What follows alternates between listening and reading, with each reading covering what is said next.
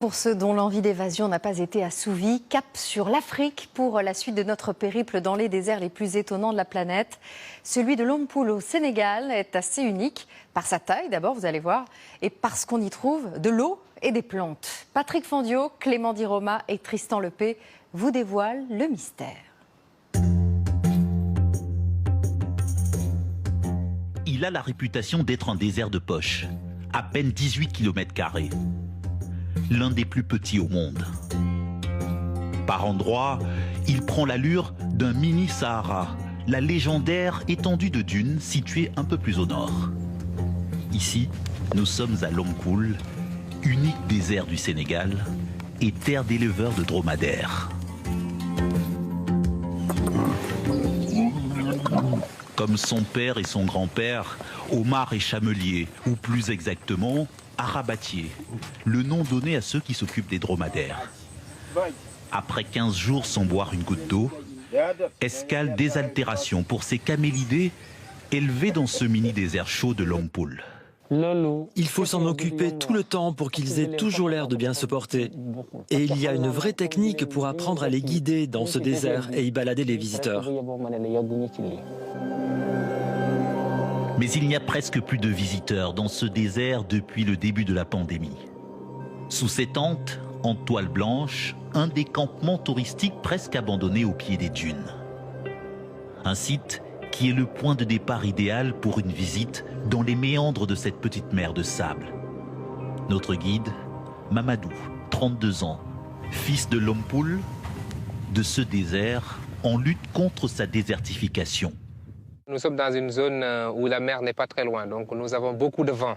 Et ces vents-là, ça faisait avancer très vite le désert. Donc c'est pour ça après avoir compris ça, on a été très vite pour planter les eucalyptus pour pouvoir contrôler le désert. Donc là, on a juste 3 km² qui restent, qui est destiné au tourisme. Des eucalyptus en guise de bouclier végétal face à l'avancée du sable. Une bataille contre le désert menée depuis près de 50 ans avec des millions d'arbres plantés dans le creux des dunes. Autour de nous, là, vous avez, à partir de là et là, on a 330 000 eucalyptus qui sont destinés à cette campagne de cette année de reboisement. Mamadou est un des bénévoles de cette pépinière géante, le quartier général de l'offensive contre l'ensablement.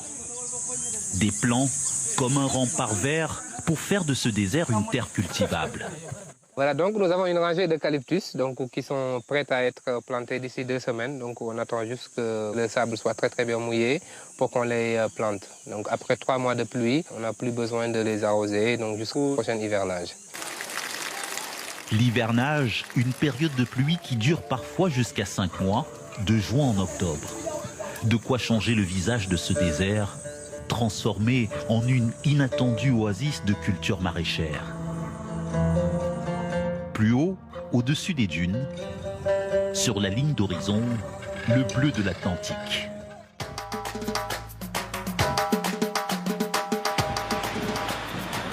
Ici, le sable du désert arrive jusqu'aux plages au bord de l'océan. D'où le nom de Lompoul-sur-Mer, donné à cette façade atlantique où vivent 3000 habitants, dont un tiers de pêcheurs. C'est l'arrivée d'une pirogue qui vient de faire une nuit dans la mer. Comme vous pouvez le constater, la pêche n'a pas été très bonne. Il n'y a pas grand-chose à vendre. Ça ne va pas les rapporter même pas 10 €. Coincé entre le sable du désert qu'il faut contenir et la mer, pillée au large par les chalutiers, certains de ces pêcheurs comme Gaillot renoncent à faire sortir leur pirogue dans l'Atlantique. Cette pirogue, depuis 2 mois, ne part pas à la mer. Parce que cette mer-là, c'est pas poisson. Pas poisson. Le travail, c'est pas bon. Sur la côte sénégalaise, Lompoul rêve désormais d'un destin de future station touristique. En misant sur le charme de sa situation géographique, celui d'un mini-désert au bord de l'Atlantique.